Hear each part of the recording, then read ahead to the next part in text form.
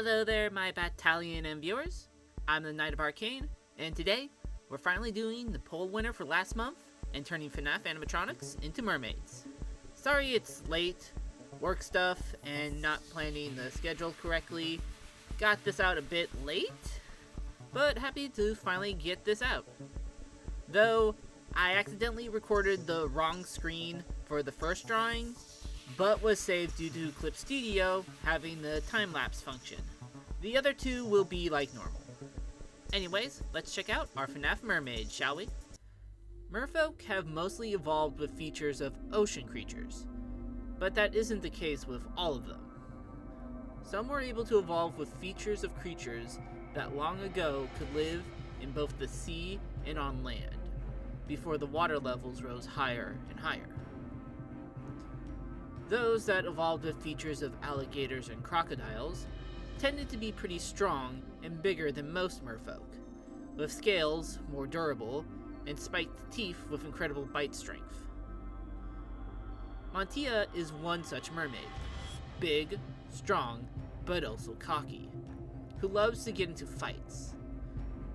She was once a top fighter in the Mayim Lex circuit of merfolk wrestling, always making a show out of her fights and never taking her opponents seriously. This led to her losing her title to a mermaid by the name of Freddy, who had entered the wrestling life hoping it would make life easier for herself and her son. Freddy really wanted to shut the Gator Mermaid up, as Mantia trash-talked about her as she started her rise in the ranks, and was satisfied when she beat Mantia quickly in her match. This enraged Mantia, and she tried to attack her new rival outside the ring, acting more animalistic and aiming to kill, but was stopped by Freddy and some other fighters. Disgraced, Mantia left Mayim Lex, hoping to one day return and not only take her title back, but also kill Freddy for good. She heard of a sea witch in the Afton Trench, one the many merfolk kingdoms wanted dead. But if she's as deadly as they say, and can make the Gator Mermaid more powerful in her corrupt experiments, Mantia won't care, as long as it allows her to have her revenge in the end. She'll sell her soul to any sea devil to get what is rightfully hers.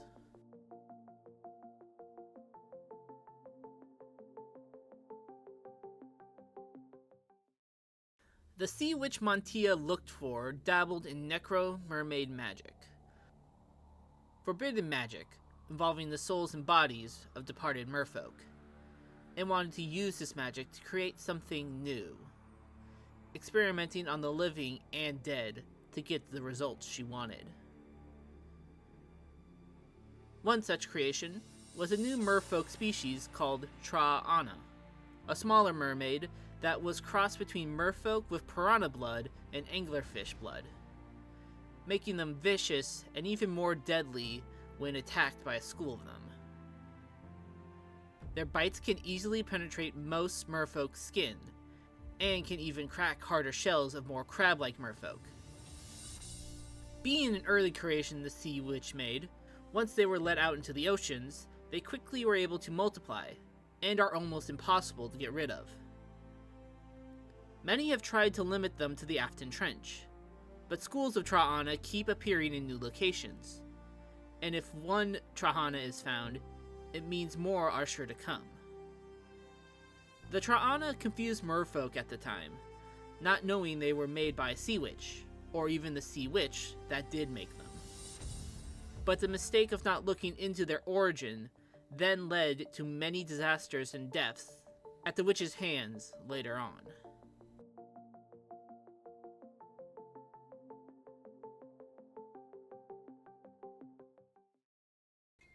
There was once a sea mage whose name has been lost, but was once said to have been friends with the sea witch that now lives in the Afton Trench. Both had strong magical abilities, but the sea mage was always looked upon more kindly and favorably by the sea court they resided in, with hatred growing in the sea witch's heart.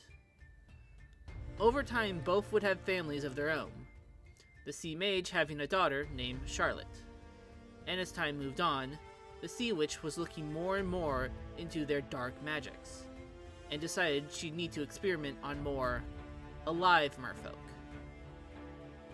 One night, she abducted Charlotte and used her magics on her, twisting and bending her form, hoping to make a new puppet from her former friend's daughter. Yet, once her spell was complete, Charlotte was dead. No life seemed to be in her body. Confused and frustrated more than anything, the sea witch dumped her body in the nearby Mermaids trench, believing she was able to cover her tracks. But this, and a few other dark experiments she did, came to light, and the sea witch fled with what she could to the Afton trench. The sea mage tried to at least find the body of their daughter, but nothing was found. Yet merfolk would then report on a dark silhouette that would help them when they were in danger, especially if it was against any of the sea witch's experiments. Some believe that something in the Mermaids trench mixed with the sea witch's dark magic and was somehow able to bring Charlotte back to life. But no one knows for sure. The specter does remain to this day, advising caution to those that stray too close to the Afton trench, unable to rest, unable to know peace, while their killer still lives.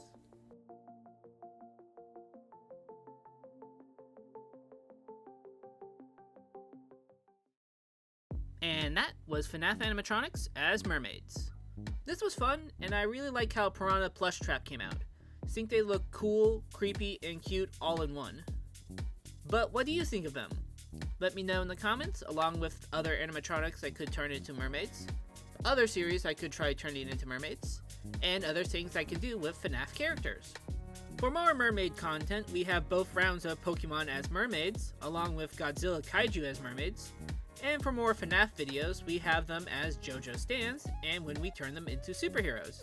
And if you liked what you saw, then leave a like, and subscribe to join our growing little Arcane town, to be in the know for future updates, videos, and polls. The first 1K video is in the works, and should be out next month. Anyways, thank you for watching, and I'll see you all next time. Later!